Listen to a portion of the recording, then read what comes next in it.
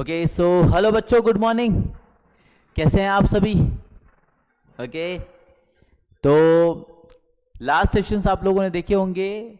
There were 2 lectures जिसमें हम लोगों ने एमसीक्यू सॉल्व करे थे नेशनल इनकम के। हम लोग हमारे सीए फाउंडेशन की प्रिपरेशन को एक स्टेप आगे ले जा रहे हैं और हम लोग अभी क्या कर रहे हैं, एमसीक्यू सॉल्व कर रहे हैं। तो मैं Himanshu Singh Maliwar on behalf of Knowledge Academy आपका वापस से स्वागत करता हूं। और आज हम सेकंड यानी आपका जो पार्ट सी है, पार्ट सी वैसे हम लोग बोलते हैं, आपका जो मैक्रो इकोनॉमिक्स का जो पार्ट है जो आपके सीए फाउंडेशन के लिए है, जो नेक्स्ट चैप्टर आता है आफ्टर नेशनल इनकम, वो है मनी एंड बैंकिंग। और हम यूं भी बोल सकते हैं कि सर जो मॉनेटरी पॉलिसी वाला जो चैप्टर है उसके एमसीक्यूज आज की क्लास में करेंगे। ठीक है, तो हमारा मनी डिमांड सप्लाई और मॉनेटरी पॉलिसी वाला जो चैप्टर है ऑफ सीए फाउंडेशन, उसके एमसीक्यूज इस सेशन में करेंगे। Clear? Near about 70 to 80 MCQs होने वाले हैं ये। और इन एमसीक्यूज का पीडीएफ का फाइल भी आप लोग को डिस्क्रिप्शन बॉक्स में मिल जाएगा, वहां से आपको लिंक मिल जाएगा, उस लिंक के थ्रू आप फाइल एक्सेस कर सकते हैं। ठीक है, तो चलिए ये चैप्टर के एमसीक्यूज को लेकर के आगे बढ़ते हैं। ओके चलो money, banking, monetary policy, money demand, money supply, I guess ये सभी चीज़ों से आप लोगों को पहले ही थोड़ा इंट्रोड्यूस होंगे। ये सभी चीज़ आपको पता होंगी। जो मनी डिमांड की थ्योरीज हैं वो आपको पता रही होंगी। ठीक है, और आपके मनी सप्लाई कॉन्सेप्ट आपको पता होंगे। ओके चलिए तो स्टार्ट करते हैं एमसीक्यूज के साथ में। यहाँ पे पहला एमसीक्यू हमारे पास आ रहा है, money means anything that serve as. तो मनी क्या है? Money means anything that serve as medium of exchange, common measure of value, store of value, या ऑल ऑफ द अबव। तो ऑब्वियस ये आंसर है, इसका आंसर क्या है? D. D is the answer, क्योंकि money is anything which serve as the common medium of exchange, it is also serve as store of value and common measure of value. तो इसका answer रहेगा हमारा D. चारों ही इसके options हैं, या मैं यूं भी बोल सकता हूं कि चारों ही मनी के फंक्शंस, तीनों ही मनी के फंक्शंस में आते हैं। चारों ऑप्शन बोल दिए मैंने तीनों ही हमारे ऑप्शन है, इसलिए डी हमने किया है। Now measure of value of goods and services, measure of value of goods and services refers to dash from the following function of the money. कौन सा फंक्शन है मनी का जिसमें आप मेजर ऑफ वैल्यू करते हैं गुड्स एंड सर्विसेज का? तो that is unit of account, that is unit of account. Now which of the following functions are not perform by money, इनमें से दिया गया कौन सा फंक्शन मनी परफॉर्म नहीं करता है? As a medium of exchange, तो यस ये तो फंक्शन है मनी का। यूनिट ऑफ अकाउंट, ये भी मनी का एक फंक्शन है। स्टोर ऑफ वैल्यू भी है। As a tissue paper, money tissue paper, ओ हो, तो ये हमारा फंक्शन नहीं है, तो डी हमारा आंसर हुआ। Then which is not the static function of money, इनमें से क्या एक स्टैटिक फंक्शन नहीं है मनी का? ठीक है, मतलब कुल मिलाकर के मनी का फंक्शन नहीं है। स्टैटिक वर्ड यूं ही लगा दिया, तुम परेशान मत हो। ओके, प्राइमरी फंक्शन नहीं है मनी का। Done. As a medium of exchange, ये तो है एक function. As a unit of account, ये भी एक फंक्शन है। As encouragement to division of labour, ये तो नहीं है भैया। As standard of deferred payment, तो वो भी एक फंक्शन है। तो कौन फंक्शन नहीं है? सी एक फंक्शन नहीं है। Okay, now next, functions of money does not include, money के फंक्शन में से इसमें क्या चीज नहीं आता? एम्प्लॉयमेंट जनरेशन नहीं आता है। For an Indian economist, money represents dollar, pounds, pound sterling, Indian rupee, या all of the above merely represent different units of money. क्या बोलते हो? हमारे इंडियन इकोनॉमिक्स के अकॉर्डिंग मनी इनमें से क्या है? तो तुम लोग सोचो कि सर इंडियन रुपी जो है वो मनी होगा। बेटा नहीं, हमारे लिए मनी तो सब कुछ है ना। मनी तो हर वो चीज है जिसको मीडियम एक्सचेंज आप यूज में ले रहे हो। तो डॉलर, पाउंड, ये भी तो क्या है? मनी की ही फॉर्म है। फॉरेन एक्सचेंज बोल रहे हो ना आप इनको, तभी तो इसका आंसर है all of the above merely represent different units of money. बस ये अलग अलग यूनिट्स ऑफ मनी है। ठीक है, तो डी। अगर आप यहाँ पे इंडियन रुपीज से आ जाते तो शायद आपका एक क्वेश्चन यहाँ पे गलत हो सकता था। तो बी केयरफुल, है ना। जिन लोगों ने भी सोचा हो कि इंडियन रुपीज, तो बी केयरफुल, -0.25। हाँ, okay next, which of the following statements about money is incorrect, इनमें से दिया हुआ कौन सा स्टेटमेंट गलत है, मनी के बारे में गलत है. There are many assets which carry the attribute of money. Okay, this can be correct. Money is what money does, yes ये तो बिल्कुल सही है. Value of money remains constant at all periods of time. ओहो हो, no no no no, value of money changes with the time. तभी तो महंगाई बढ़ती है, इन्फ्लेशन बढ़ता है, तभी तो हमारे पूर्वज क्या, हमारे पेरेंट्स बोलते हैं हमको, हमारे ज़माने में 100 रुपये में इतनी इतनी चीज़ें आ जाती थी, आजकल तुम्हारे ज़माने में 100 रुपये 500 रुपये में कुछ नहीं आता. तो ये मनी की वैल्यू क्या हुई, over a period of time कम हुई है, उसकी परचेजिंग पावर कम हुई है. तो value of money remains constant, बिल्कुल गलत बात है, does not remain constant at all. तो इसका आंसर है C. Clear. Now next, 8th, for modern economist और empiricists, the crucial function of money, what is the crucial function of money among the following option? Modern day economics के according बात कर रहे हैं, ध्यान रखना. Store of value, common measure of value, medium of exchange, और all of the above. A crucial function of money. अब तुम ये वो नहीं बात चल रही कि सर प्राइमरी फंक्शन बोले, वो तो हम बोलते हैं कि मनी इज दी कॉमन, ये क्या बोलते हैं, कॉमन मीडियम ऑफ एक्सचेंज.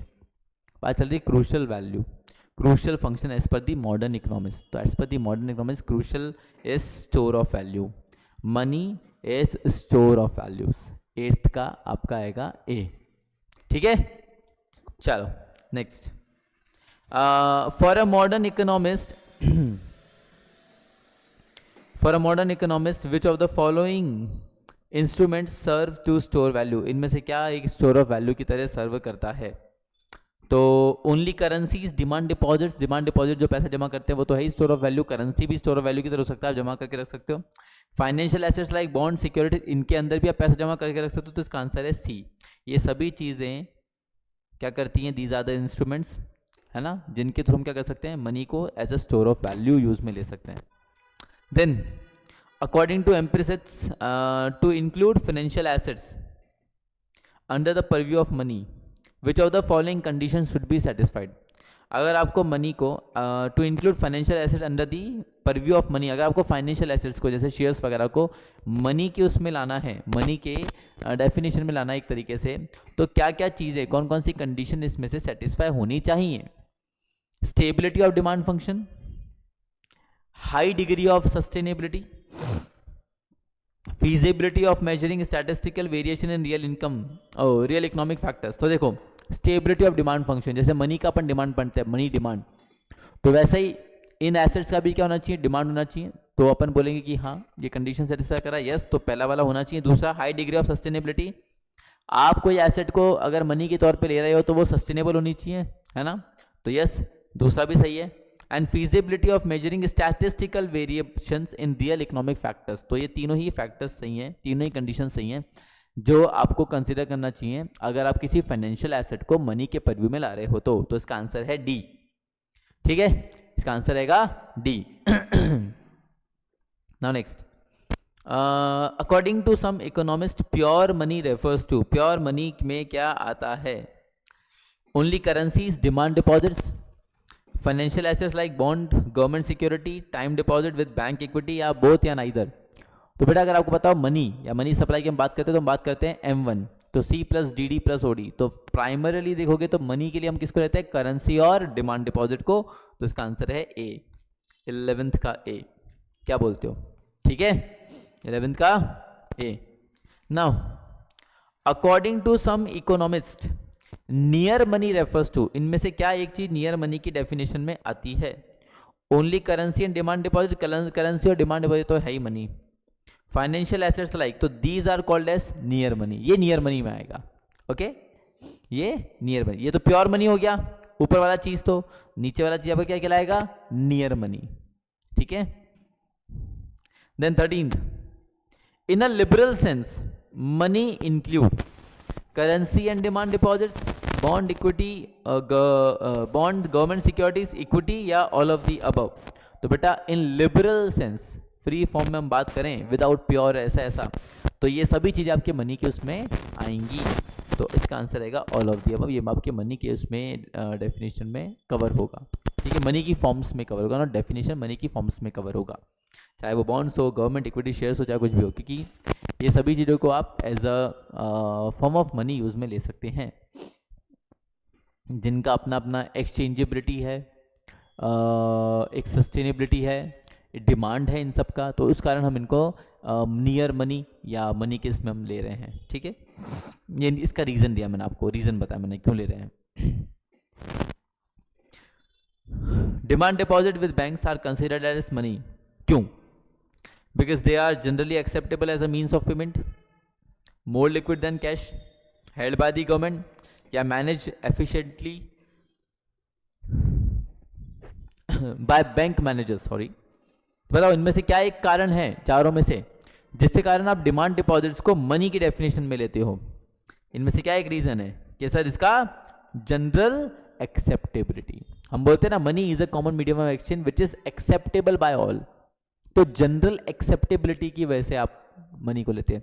तो demand deposits yes they are generally acceptable at all places and by all, तो ये आएगा, ये इसी वजह से हम डिमांड डिपॉजिट्स को मनी के उसमें लेते हैं। Now in static sense money serves as medium of exchange, yes, common measure, yes, standard और डिफरेंट, यस, तो इसका आंसर है डी, ये सभी के सभी फंक्शंस ऑफ मनी में आते ही हैं। ओके, ये सभी के सभी आते हैं। Now in dynamic sense money serves the following purpose, इनमें से क्या क्या फंक्शन मनी परफॉर्म करता है होगा डायनामिक सेंस में? डायनामिक यानी जो चेंज होता रहता है, स्टैटिक यानी जो कॉन्स्टेंट्स हैं, ये तो है ही फंक्शन। डायनामिक यानी कि ये भी हमने फंक्शंस निकाल लिए हैं। ओके, ये टाइम के अकॉर्डिंग चेंज भी हो सकते हैं। Gives direction to economic trends, money जो है सर्व्स द फॉलोइंग पर्पस। पहला, gives direction to economic trends, जैसे सप्लाई ऑफ मनी बढ़ना, सप्लाई ऑफ मनी कम होना, तो सप्लाई ऑफ मनी बढ़ती तो हम बोलते हैं इन्फ्लेशन, एक्सपेंशन की तरफ जा रहे हैं, सप्लाई ऑफ मनी कम होती तो हम बोलते हैं कॉन्ट्रैक्शन की तरफ जा रहे हैं, तो कहीं ना कहीं it gives direction to economic trends. Yes, encourages specialisation and division of labour, okay, ये भी हो सकता है क्योंकि इकोनॉमिक रिवॉर्ड आपको मनी की फॉर्म में मिलता है, ये भी ठीक है। Ensure transformation of saving into investment, और सेविंग्स को इन्वेस्टमेंट में कन्वर्ट करता है, तो यस ये सभी चीज़ें सही हैं बच्चों। मनी के अगर अपन मीनिंग का बात करें इन डायनामिक सेंस, तो इसका आंसर रहेगा ऑल ऑफ दी अबव। ठीक है, इसका आंसर रहेगा आपका all of the above. Done है? एक सेकेंड क्या चीज़ था? Okay, now next,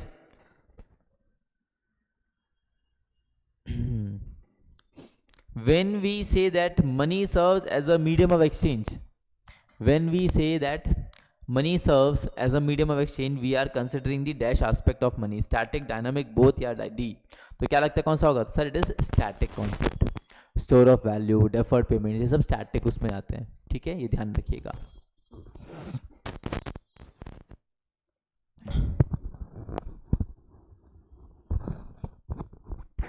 Now next, when we say that money serves as a common measure of value, we are considering the dash aspect of money, so that is also static, ये सब static में आते हैं, मैंने भी आपको बोला। Now next, when we say that money serves as a standard for deferred payment, we are considering the static, ये भी static में आता है।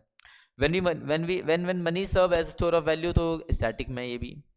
When we say that money provides direction to economic trends, we are considering dash aspect of money, economic trends, so this is dynamic aspect, this is dynamic aspect।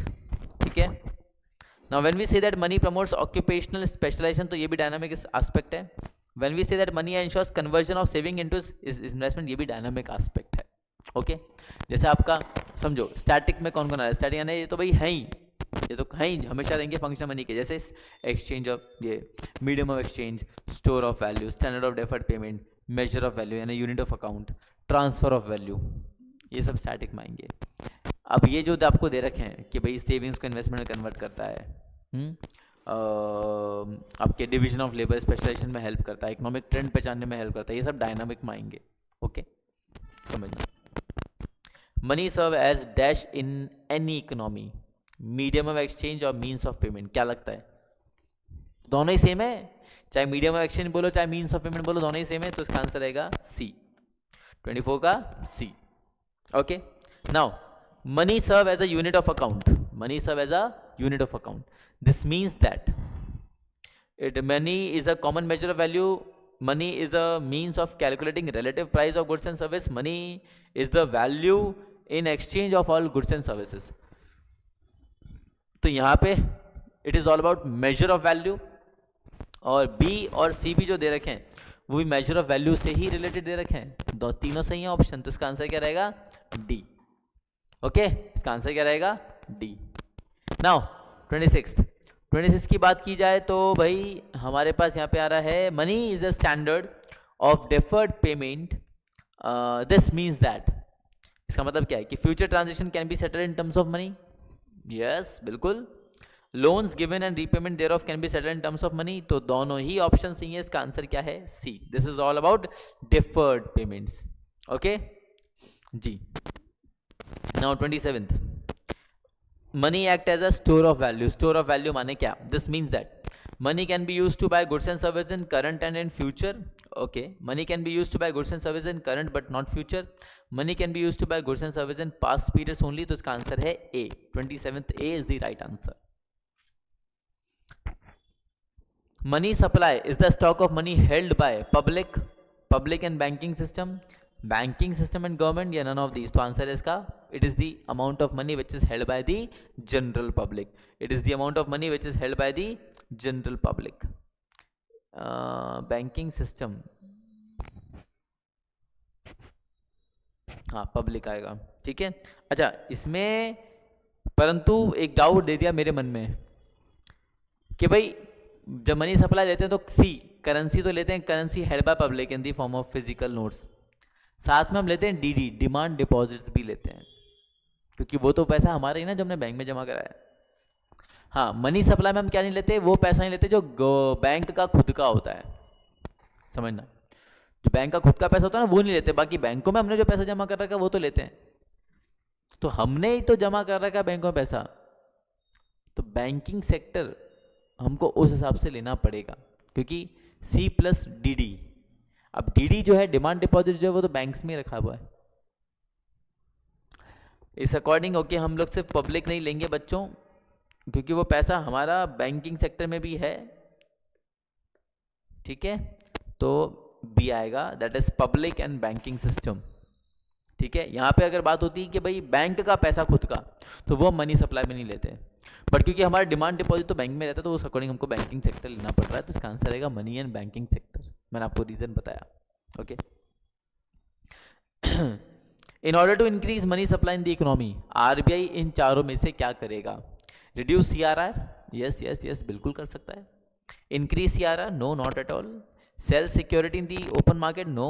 Increase bank credit, no. तो इसका answer है ए. वो क्या करेगा? CRR को कम कर देगा, जिससे कि बैंकों की क्रेडिट क्रिएशन कैपेसिटी बढ़ जाएगी और वो ज़्यादा से ज़्यादा अमाउंट लोन दे पाएंगे, जिससे इकोनॉमी में अपन यूँ कहेंगे सप्लाई ऑफ मनी बढ़ेगी.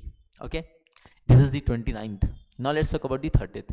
तो एक शाम की बात है, मैं यूं ही किताब खोल के बैठा था और मैं 30th क्वेश्चन पढ़ रहा था, जिसमें कुछ ऐसा लिखा था क्या कि विच of the following is a determinant of money supply in an economy. इनमें से क्या मनी सप्लाई का डिटर्मिनेंट है? Behaviour of the public, behaviour of commercial bank, behaviour of central bank, या ऑल ऑफ द अबव. है भाई, money supply determine करने में क्या क्या चीज देखते हैं? तो behaviour of public, yes, currency held by the public. Behaviour of commercial bank, क्योंकि पब्लिक का पैसा कमर्शियल बैंक. और behaviour of the central bank, क्योंकि सेंट्रल बैंक क्या करता है? नोट इशू करता है. तो यस, ये सारे के सारे आपके मनी सप्लाई के डिटर्मिनेंट्स में आएंगे. All of the above is the right answer. 30th का रहेगा D. Okay.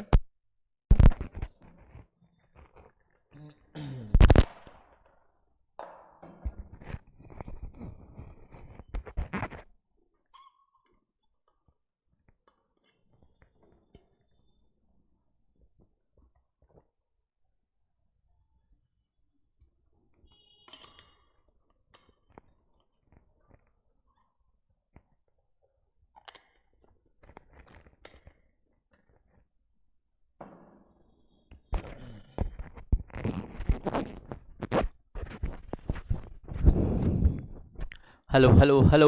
Okay, now next. Okay, now अब ये मनी के फंक्शंस पे तो क्वेश्चंस काफी आ गए थे, मनी सप्लाई पे क्वेश्चंस हमारे पास आ गए थे. अब हमारे पास क्वेश्चन आ रहा है quantity theory of money and demand of money पे. ठीक है, तो तैयार हो? Yes. The quantity theory of money suggests that the demand for money is primarily influenced by quantity theory of money, यानी MV equals to PT. एक question होता है इसमें क्वांटिटी थ्योरी ऑफ मनी में, MV equals to PT. तो that the demand for money is primarily influenced by interest rate, no. Price level, yes. PT, where P is the price, T is the transaction. Level of income, no. Government policy, no. तो इसका answer क्या है? B, that is the price level. Equation याद रखना इसकी, MV equals to PT.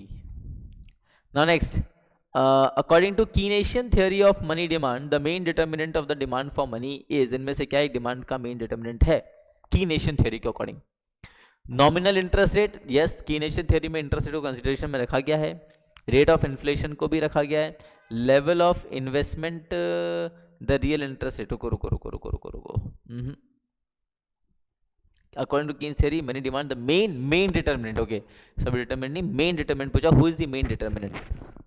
Nominal interest rate, rate of inflation, rate of investment या the real interest rate. तो Keynesian theory में बात करता है कि भाई opportunity cost of holding money in cash, that is the real interest rate. इसका answer रहेगा D. 32 का आएगा आपका D. ठीक है. The real interest rate is the main determinant of demand of money as per किसका? Keynes theory. ठीक है. Now 33. Baumol-Tobin model proposes that the individual hold money for the purpose of. Baumol और Tobin के according क्या था कि एक individual अपने पास पैसा क्यों रखता है?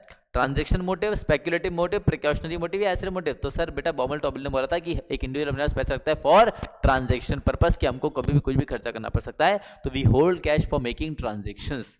ठीक है, ताकि फ्यूचर में या कभी भी हम वो पैसा खर्च करके वो सर्टेन गुड्स एंड सर्विस हम अवेल कर पाए. तो इसका आंसर आएगा आपका ट्रांजेक्शन मोटिव, बॉमल और टोबिन का. 33 का ए.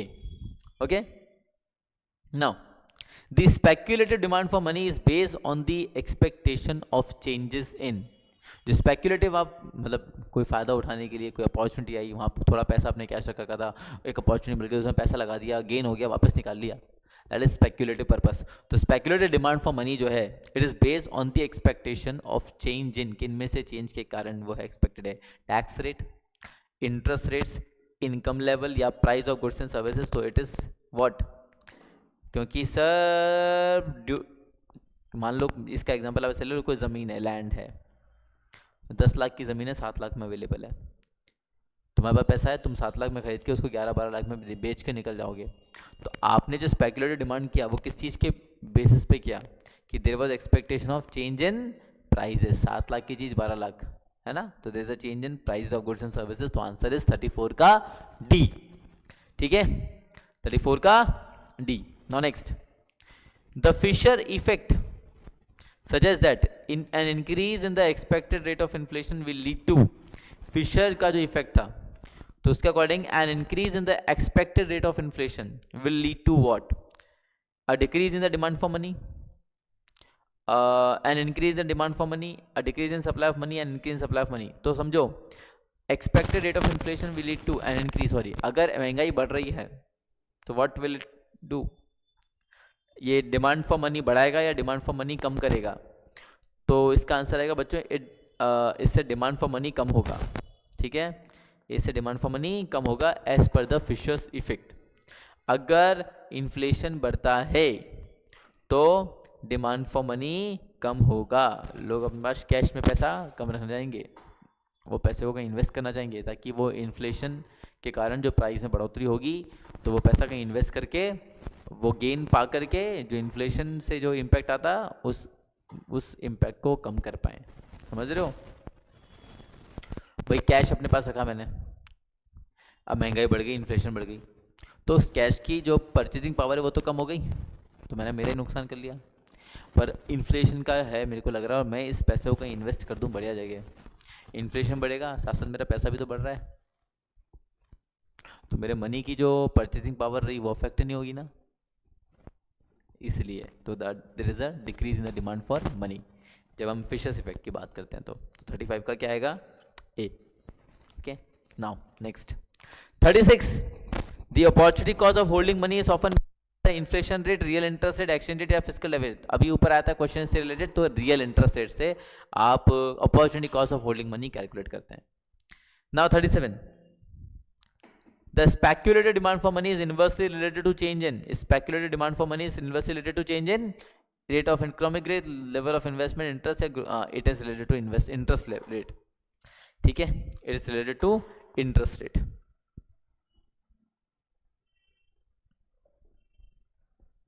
Now, according to liquidity preference theory, यानी यहाँ पे आप क्या कर रहे हो? You are मतलब you want to hold liquid money with yourself. The demand for money is influenced by the quantity of money in circulation, the level of government spending, people's preference for liquidity, या the trade balance. तो it is the people's preference for liquidity जिसके हमारे demand for money क्या होती है, influence होती है under the liquidity preference. ठीक है, it was very simple question. Now the Tobin's portfolio theory of money demand that suggests that the demand for money is affected by the changes in portfolio. तो stock market prices, consumer confidence, exchange rate या the relative returns on money and other assets. तो बेटा जो Tobin का जो portfolio theory of money आता है, तो पोर्टफोलियो थ्योरी ऑफ मनी आने की उसमें सभी चीज़ें आपने ले ली which are related to money. अगर मनी ना रख के आप वो पैसा उन चीज़ों में रख सकते हो, तो उधर आपका फोकस रहता है relative returns on money and other assets, हर वो एसेट जो आप मनी से क्रिएट कर सकते हो. तो demand for money it will be influence by, it will be affected by the change in relative returns on money and other assets. ठीक है. Now the precautionary demand for money. अब precautionary demand for money, कुछ emergency situation के लिए आपने पैसा रखा, तो that is called precautionary demand for money. arises from the need to hold money for everyday transaction, speculative purpose या emergency. तो it is for emergency. ठीक है, कौन सा? प्रिकॉशनरी डिमांड, तो it is for emergency. now next आता है हमारा what are monetary aggregates. इनमें से क्या monetary aggregate है? ठीक है, what are monetary aggregates? ये क्या हो गया इसको? measures of the total demand for money in an economy, measure of the total supply of money in economy, measure of total output of goods and services in economy, या measure of the total government. तो it is measure of total supply of money in an economy. It is measure of the total supply of money in an economy. ठीक है. Yep. Now next, M1 includes which of the following components. M1 में क्या क्या चीजें आती हैं? Currency in circulation and time deposit. No, time deposit नहीं आता, डिमांड डिपॉजिट होता है वो तो C plus D D plus OD. C plus D D plus OD. Currency in circulation, demand deposit and other deposit with RBI. Yes, तो इसका answer है B. M1 is equals to B. ये time deposit कुछ नहीं होता, ये भी नहीं आता, M1 में नहीं आता. ठीक है, चलो. M2 includes which of the following components. M2 में क्या आता है ये बताओ. M2 का फॉर्मूला याद है? तो currency in circulation, demand deposits, time deposits and saving deposits, या currency in circulation, demand deposit, other deposits. नहीं, ये भी नहीं आएगा, ओनली टाइम डिपॉजिट होना रहता है. M2 निकालते तो M2 का फॉर्मूला रहता है M1 plus time deposits. M2 का फॉर्मूला क्या रहता है? M1 plus time deposits. ठीक है, और सेविंग अकाउंट की जो भी वो होती है आपके. इसका आंसर है ए. M2 का आंसर है A. Now next 44. M3 includes which of the following. M3 में क्या आता है? तो M3 में जितना मुझे याद आता है कि हम लोग M1 तो पूरा लेते हैं और साथ साथ पोस्ट ऑफिस और ये सब पैसा भी लेते हैं, है ना. तो currency in circulation, demand deposit,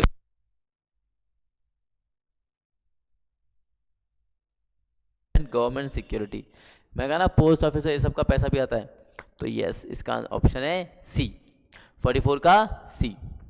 now 45.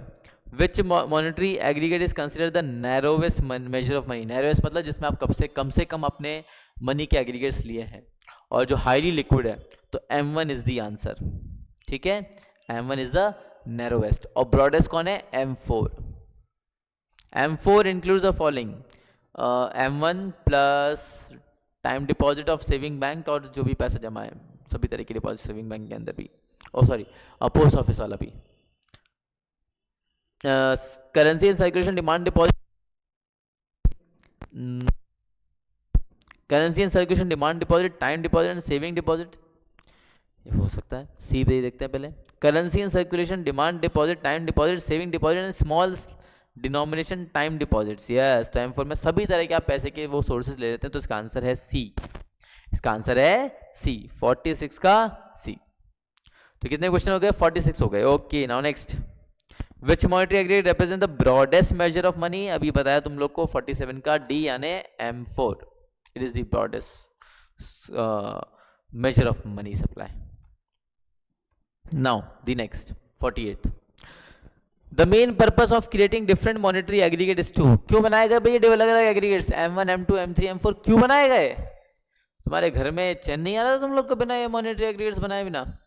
तो देखो, simplify accounting procedure for the central bank, measure the different components of GDP, then monitor the money supply in various forms to understand the overall liquidity in the economy. Yes, तो ये बिल्कुल सही है कि monitor the money supply in various forms to understand the overall liquidity in the economy. This is the correct answer जिसके लिए किसका कि हम मेन पर्पस क्यों है मॉनेटरी एग्रीगेट्स बनाने का।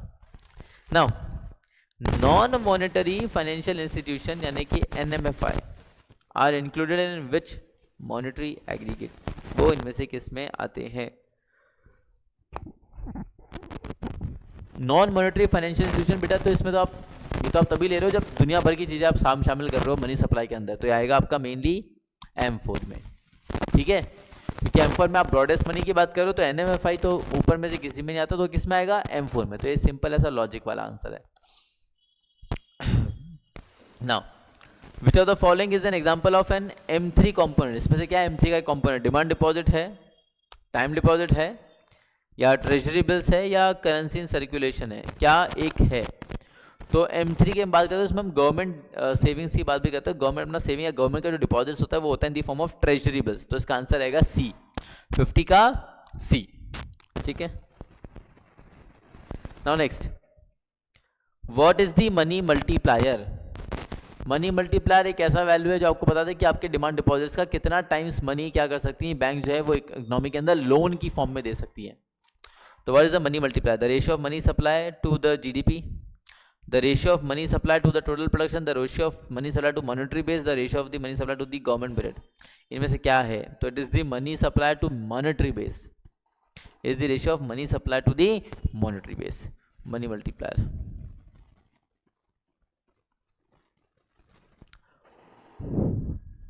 Now the multiplier approach helps explain the relation between changes in the monetary base and changes in the money supply, ठीक है? Money supply. आप मुझे 2 मिनट दीजिएगा, 1 सेकेंड रुकिए। हाँ जी बच्चों, चलिए 2 मिनट का हमको ब्रेक लेना पड़ा क्योंकि ठंड बहुत है, तो ठंड का इंतजाम करना पड़ा, कुछ चाय वगैरह कुछ तो चाहिए भाई। ओके, तो कौन सा क्वेश्चन किया था हम लोगों ने?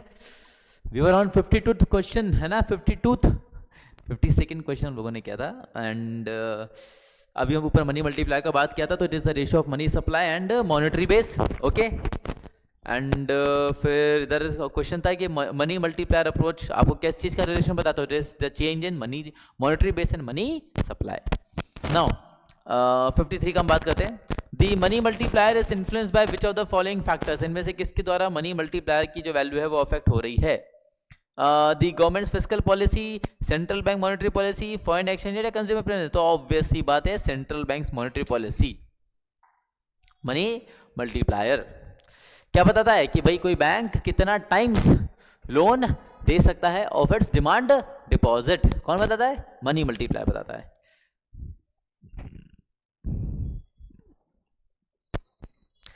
N increase in the required reserve ratio, मान लो CRR बढ़ गया, SLR बढ़ गया, तो it will lead to what?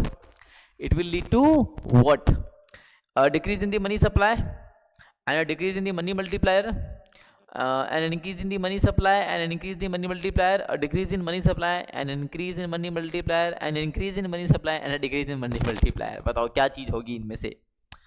तो अगर रिजर्व रेशियो बढ़ेगा तो मनी मल्टीप्लायर का वैल्यू कम होगा, मनी मल्टीप्लायर का वैल्यू कम होगा तो सप्लाई ऑफ मनी भी कम होगी। तो इसका आंसर है ए।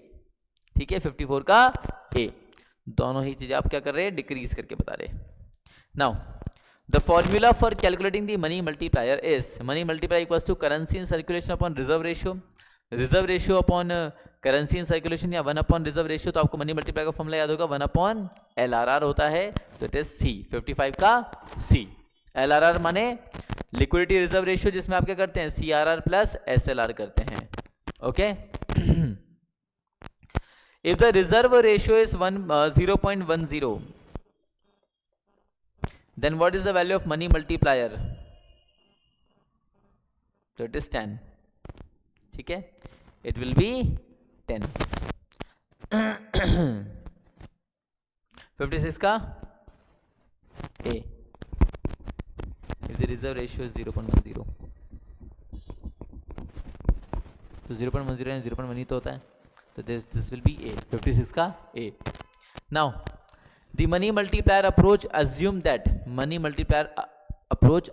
that banks will hold excess reserve, lend out all their deposits, decrease their lending during economic expansions और not influence the money supply। बताइए इनमें से क्या चीज़ सही है? तो मनी मल्टीप्लायर अप्रोच एज्यूम करता है बैंक जो है एक्सेस रिजर्व तो नहीं रखेगा, डिक्रीज या लेंडिंग ड्यूरिंग इकोनॉमिक एक्सपेंशन, नहीं ये तो बिल्कुल नहीं करेगा, एक्सपेंशन में तो बल्कि अपनी लेंडिंग बढ़ाता है। और not influence the money supply, कैसे नहीं इन्फ्लुएंस करता, बिल्कुल करता। तो इसका आंसर है B, lend out all their deposits after keeping the reserves, एक मिनिमम रिजर्व, बाकी अपना सारा डिपॉजिट क्या कर देता है, लैंड कर देता है। ठीक है, उधार दे देता है इकोनॉमी के अंदर।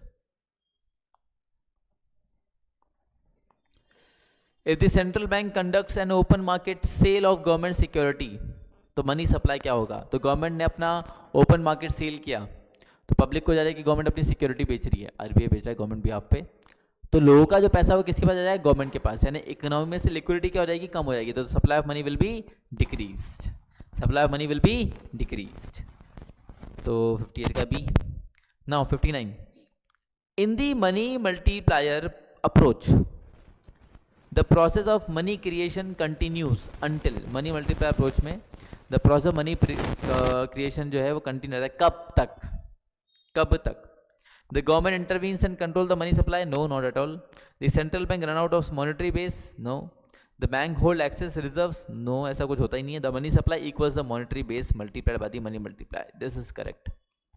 कब तक करते रहते हो प्रोसेस कंटिन्यू तक कि मनी सप्लाई किसके बराबर ना आ जाए, जो वैल्यू अपने मॉनेटरी बेस से मल्टीप्लाई करता है उसके बराबर ना आ जाए। वैसे जनरली हम मल्टीप्लायर प्रोसेस में तो ये देखते हैं कि जैसे भाई आपने 1000 रुपया डिपॉजिट किया एंड मनी मल्टीप्लायर कितना है, बोले 10, तो 1000 इंटू 10 यानी 10,000।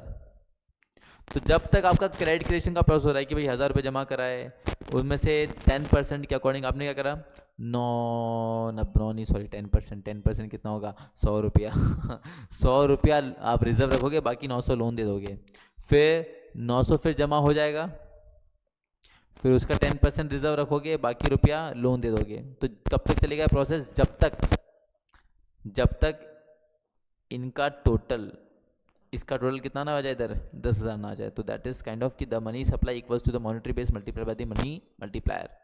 तो 59 का आंसर आएगा आपका डी। नाउ 60 की बात करते हैं। The money multiplier approach assume that there are no leakages, सही बात है क्योंकि सारा पैसा हम बार बार रोटेट कर रहे हैं, और नो विड्रॉवल्स, है ना, from the banking system in the form of taxes and government spending, interest payment, foreign exchange transaction या करेंसी हेल्ड बाय पब्लिक। तो it is currency held by public, क्योंकि हम ये मान के चल रहे हैं कि जो पैसा हमने लोन की फॉर्म में दिया तो वो पैसा वापस कहाँ आ रहा है, बैंकिंग सिस्टम में आ रहा है, यानी कि करेंसी लोग अपने पास नहीं रख रहे हैं। ठीक है, ये हमारा अजम्पशन रहता है कि currency held by the public, कि there are no leakages in the form of currency held by the public, कि करेंसी अपने पास करेंसी जो है पब्लिक जो है वो अपने पास करेंसी नहीं रख रही है। तभी तो हम ये बाबा मान रहे हैं कि जो पैसा लोन दिया जाएगा वापस बैंक में जमा होगा, उसमें से फिर रिजर्व रखेंगे, वापस पैसा कुछ लोन देंगे, वापस बैंक में पैसा जमा होगा। तो हमें मान के चल रहे हैं कि जो पब्लिक है वो अपने पास करेंसी होल्ड नहीं कर रही है। Okay, then What is monetary policy? Government policy that regulate international trade? No. Government policy that control fiscal deficits? No. Central bank policy that manage the money supply and interest rates? या central bank policy that control inflation? तो it is C. 61 का answer है सी। ये central bank की policy जो manage करती है money supply और इंटरेस्ट रेट को, इनके थ्रू फिर वो इन्फ्लेशन कंट्रोल किया जाता है। ठीक है, प्राइमरीली इन्फ्लेशन को नहीं करते। The primary goal of monetary policy is to achieve full employment, control the government's budget deficit? No. Stabilize the stock market? No. Maintain price stability and economic growth? ये main objective होता है monetary policy का, to maintain economic supply of money, जिसके through price stability आती है and economic growth को आप assure करते हो। The central bank can expand the money supply by selling government bonds in the open market. Okay, central bank है ना। Raising the reserve requirement for banks? No. Decreasing discount rate? Okay. Lowering the interest rate on loans? Yes, इन loan के ऊपर interest rate कम कर दो तो उसके through आप मनी सप्लाई बढ़ा देते हो। तो 63 का D is the correct answer. ठीक है, इंटरेस्ट रेट कम होगी तो लोग क्या ना लोन लेने में ज्यादा इंटरेस्टेड होंगे।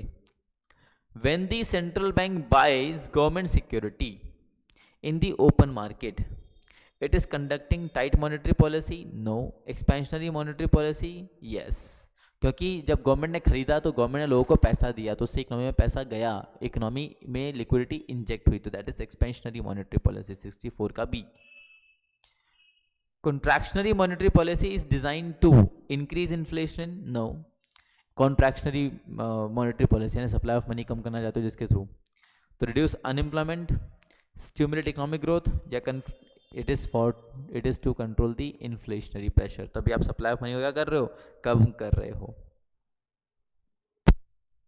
Interest rate at which the central bank lend money to commercial bank? वो इंटरेस्ट रेट पे सेंट्रल बैंक कमर्शियल बैंक को पैसा उधार में दे रहा है, it is the bank rate. अच्छा, यहाँ पे बैंक रेट नहीं दे रखा है, तो prime rate, discount rate, federal fund rate या ट्रेजरी रेट, कौन सा है इसमें से ऑप्शन? तो it is the discount rate, that is called the discount rate. ठीक है, जिस पे डिस्काउंटिंग वगैरह भी होता है बिल्स का। Open market operation refer to the central bank buying and selling of government security, है ना, क्या government security in the secondary market. An increase in the reserve requirement by central bank will lead to, reserve requirement बढ़ गया तो decrease in money supply. ठीक है, decrease in money supply, तो interest rate का क्या होगा? क्या इंटरेस्ट रेट कम होंगी या इंटरेस्ट रेट बढ़ेगी, क्या लगता है? तो इंटरेस्ट रेट बढ़ेगी। Decrease in money supply and higher interest rate, तभी तो सप्लाई ऑफ मनी क्या हो रही है, कम हो रही है आपके रिजर्व रिक्वायरमेंट बढ़ाने के चक्कर में। Then in a situation of economic recession the central bank is likely to import what? Expansionary monetary policy, क्योंकि रिसेशन चल रहा है ना, उसमें पैसा डालने की जरूरत है, तो एक्सपेंशनरी मॉनेटरी पॉलिसी आपको फॉलो करना पड़ेगा। ठीक है,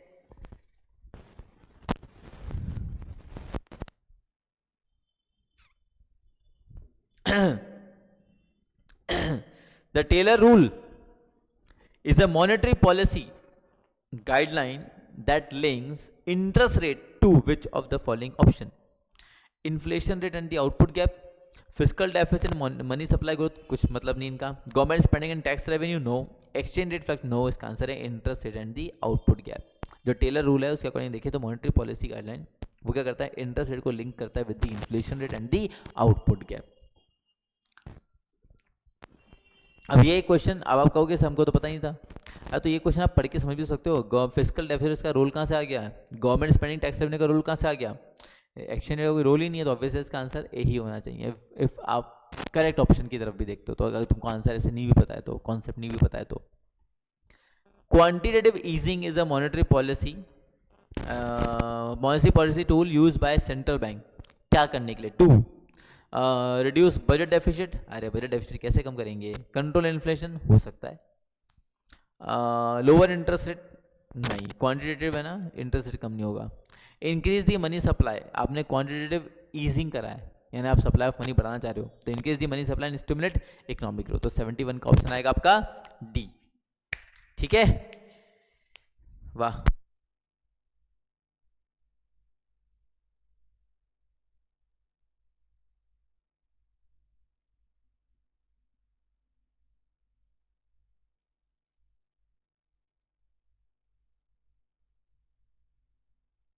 कंज्यूमर के बिहेवियर को थोड़ा इन्फ्लुएंस करता है. It persuade the commercial bank to comply with the policy recommendation. तो 72 का है बी. कमर्शियल बैंक के ऊपर धौंस जमाता है वो. The liquidity trap is a situation. Liquidity trap इनमें से कौन सा सिचुएशन है?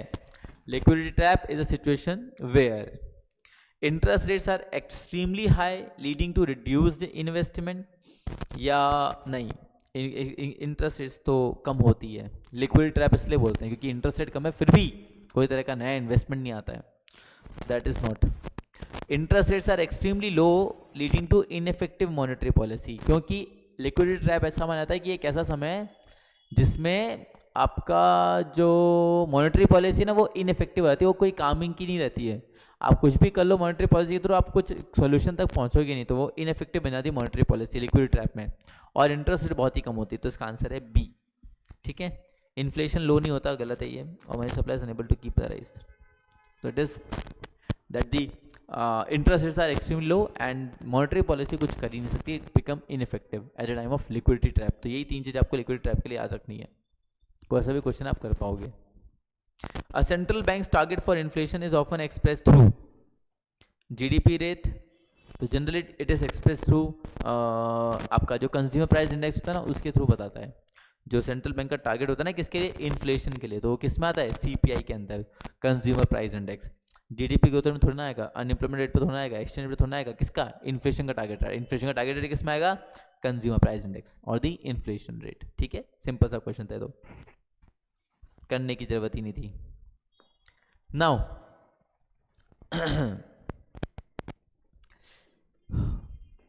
the Philip curve illustrates the trade-off between.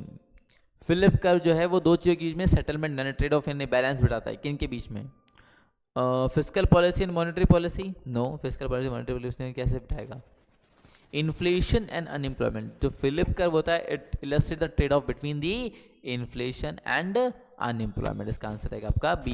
Import export से कोई वास्ता नहीं, गवर्नमेंट टैक्स रेवेन्यू. अब बाकी ऑप्शन भी कंसिडरेबल ही नहीं थे, तो वैसे ही आंसर दिख रहा है सीधा सीधा. 76. The term for forward guidance in monetary policy refer to the central bank communication about its future. किस चीज़ को लेकर? फिस्कल को लेकर के. सेंट्रल बैंक फिस्कल को लेकर के बताएगा. इन्फ्लेशन टारगेट को लेकर के. Foreign exchange reserve. No. Interest rate extension. तो अब सेंट्रल बैंक किसको चेंज कर सकता है? इंटरेस्ट रेट को. तो वो अपना टारगेट किसको लेकर बताएगा? इंटरेस्ट रेट को लेकर के. इन्फ्लेशन तो आप अपने आप आता है, फिर उसको क्योर करने के लिए आप नए नए स्टेप्स लेते हो. इसका आंसर रहेगा डी. 76 का D. An inverted yield curve is a situation जहाँ पे क्या हो रहा है? Where short term interest rates are high and long term interest rates are low. देखो जनरली क्या होता है, लॉन्ग टर्म इंटरेस्ट रेट्स को क्या ना कम होती हैं और short term interest rates high होती हैं, है ना? नहीं, शॉर्ट टर्म इंटरेस्ट रेट्स कम होती है, लॉन्ग टर्म इंटरेस्ट रेट्स ज़्यादा होती हैं. बट जो इन्वर्टेड यील्ड का होता है वहाँ पे उल्टा हो जाता है. वहाँ पे short term interest rates are higher than the long term interest rates. तो इसका आंसर है ए. 77 का ए. जो बच्चे कह रहे थे हमने तो चीज़ें कभी पढ़ी ही नहीं है, हम तो पहली बार सुन रहे हैं, समझ रहे हैं, तो कोई बात नहीं बेटा, आपको समझने का मौका तो मिल रहा है इन चीज़ों को. एग्जाम से पहले मौका मिल गया ना, तो इसको याद कर लो हाथों हाथ, अभी के अभी समझ लो इसको, ठीक है? और हाथों हाथ याद कर लो कि हाँ ठीक है, इंटरेस्ट यील्ड कर्व में क्या होता है, short term interest rate they remain high than the long term interest rate. The dual mandate of some central bank typically includes objective which are related to dual mandate में किन किन से related होता है? Financial stability and exchange rate stability. नहीं, exchange rate stability नहीं चाहिए. Economic growth and unemployment ये हो सकता है.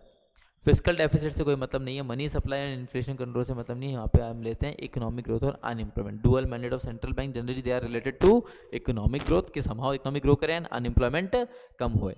तो 78 का आपका आंसर आएगा B. Then 79. During periods of economic expansion, a central bank may pursue a policy of tightening money supply and raising interest rate. It can happen. Expanding money supply, no. Reducing government spending, no. Decreasing money supply and increasing government spending, no. इसका answer है A. Tightening money supply and raising interest rate at a time of expansion. उसी से फिर आगे चल के आपका चीजें कंट्रोल में रहेगा. Sterilization in the context of monetary policy refer to the central bank's action to what? तो स्टेरलाइज करना, न्यूट्रलाइज करना. तो sterilization in context of monetary policy refer to the central bank action, क्या चीज करने के लिए, neutralize the impact of fiscal policy, no fiscal policy को न्यूट्रलाइज नहीं करता। Remove excess liquidity from the banking system, yes sterilization is a measure जिसके थ्रू सेंट्रल बैंक क्या करता है, एक्सेस लिक्विडिटी को बैंकिंग सिस्टम से निकालता है बाहर। इसका आंसर है सही सही, ये तो हो ही नहीं सकते। तो दीज वर योर 80 MCQs, वाह, these were your 80 MCQs of money supply and monetary policy, money demand, and believe me आपको इन MCQs से बहुत मदद मिलेगी एग्जाम में। there is a very high chance that these MCQs can, इनमें से कोई एक MCQ आपको एग्जाम में जरूर लग सकता है, as these MCQs they are based on concepts only। तो यहाँ पे हमने सभी के सभी 80 के 80 MCQs करे। कोई MCQ तुमको जो जिसका आंसर नहीं आता था तो वो आप यहाँ पे समझ सकते हैं, यहाँ पे आप उसको आप दिमाग में रख सकते हैं कि अच्छा इसका आंसर ये होता है, ये पॉलिसी इस तरह से काम करते हैं, ये चीज़ ये है, तो उसको दिमाग में रखो, अपनी गलती से सीखो, सुधार करो, आगे बढ़ो, ठीक है। सफलता का यही राज है। तो इसी हमारा ये MCQ सेशन यहाँ पे खत्म होता है। यहाँ पे हमने जो नेक्स्ट जो चैप्टर था आफ्टर नेशनल इनकम मैक्रो वाले पोर्शन में, उसके MCQs हमने यहाँ खत्म करे, अराउंड 80 MCQ हमने खत्म करे, दैट इज गुड। इसके बाद नेक्स्ट जो चैप्टर आता है वो आता है आपका इंटरनेशनल ट्रेड, पब्लिक फाइनेंस वाला, उसके MCQ पे हम लोग बढ़ेंगे, ठीक है।